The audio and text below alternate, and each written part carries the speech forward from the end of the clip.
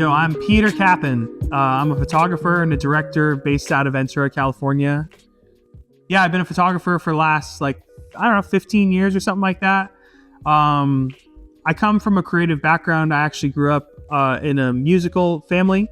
So that was what I thought my life was going to be when I was growing up. I thought I was going to be a rock star and be on the road and do all that sort of thing. But, life has a way of kind of, giving you some twists and turns along the way, I guess you might say.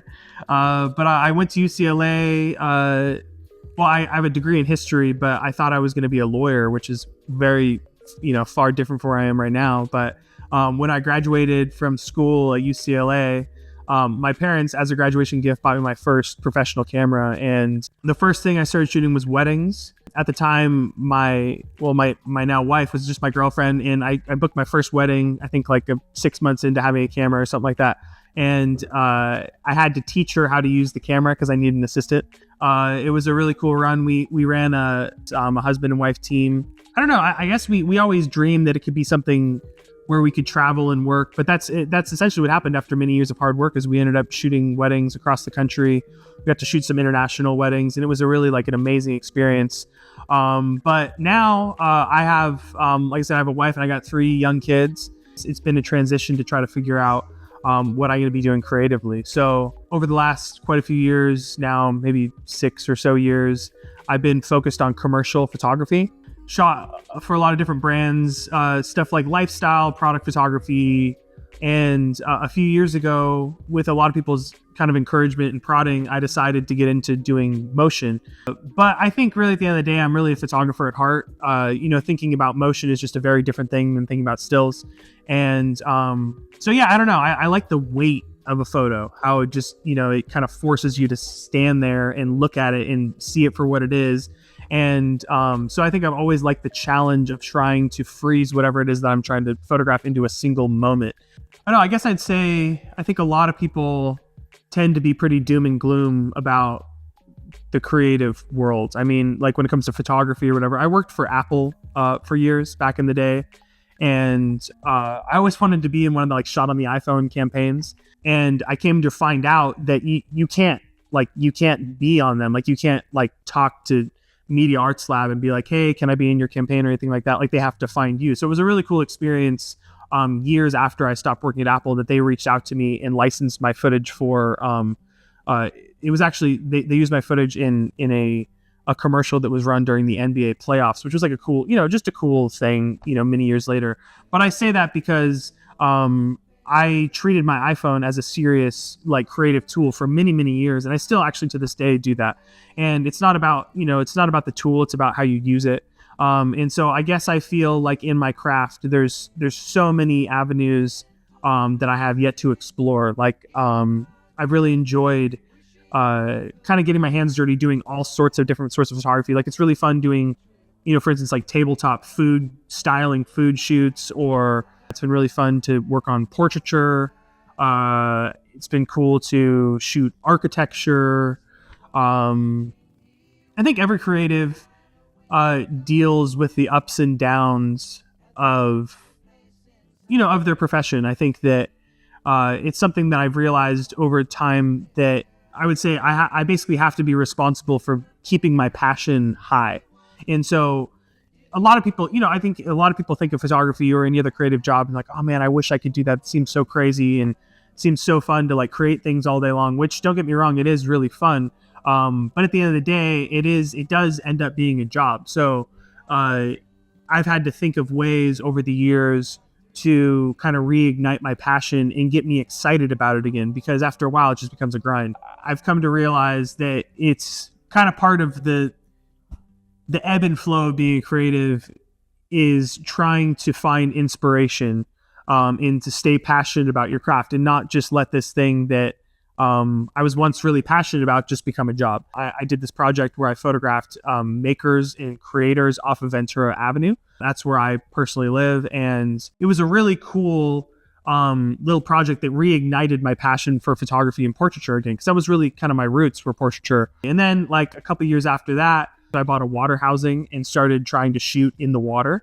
And that, once again, that really reignited my passion again, because It was kind of this combination of things that I love. I guess another challenge I had was I wanted to get into aerial stuff, so I became a certified drone pilot. Yeah, I've kind of realized over these last 6 or 7 years of being kind of like a drifting kind of commercial photographer, that I wanted to specialize again. I wanted to have a focus.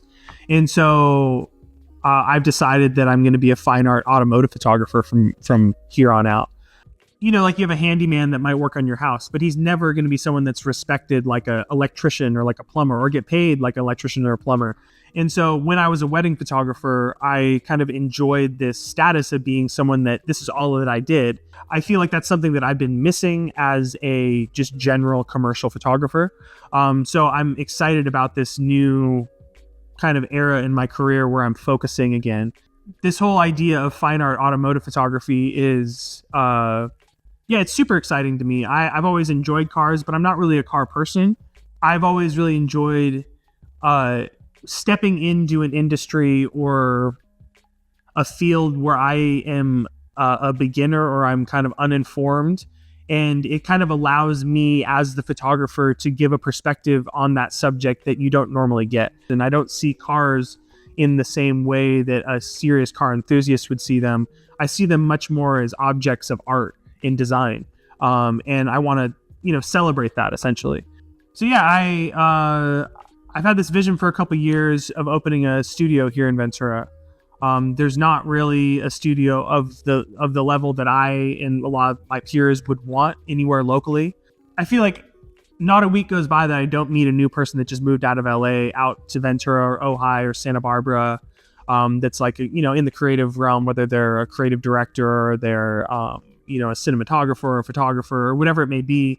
There's just this huge, exodus from LA of all these creative people. It just makes sense to me that if those creative professionals are living out here because that's where they would prefer to be, they'd prefer to work out here too. And I know me personally, I live here, my family's here, all my friends are here. And so if I could stay in town and get the same level of space and resources, I would be super excited. So I basically realized over a couple of years that no one was kind of stepping up to create that space. So starting like a year and a half ago, I started to kind of put into motion this plan to try to open up a production space in Ventura. And one of the first things I did is I went and interviewed a bunch of local creatives, primarily photographers and kind of image makers, and asked them like, hey, if there were to be a studio in this town, how should it be built out to serve what you do? So I'm only a couple months into having the keys to this place, but I've been working here nonstop trying to create that space. And so, like I said, it's called Visualize Ventura, and I hope it's going to be kind of the home base of creatives in this whole local area. This place I got over 6,000 square feet here, and there's going to be, 4 or 5 different areas that are dedicated to different sorts of photography.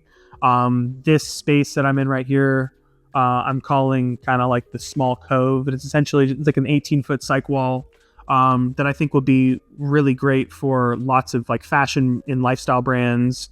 I'm building a 50-foot cyc wall over here that I hope to use to photograph cars and other just large things. I'm going to have a tabletop production photography area in this space, hopefully like a headshot and portraiture area.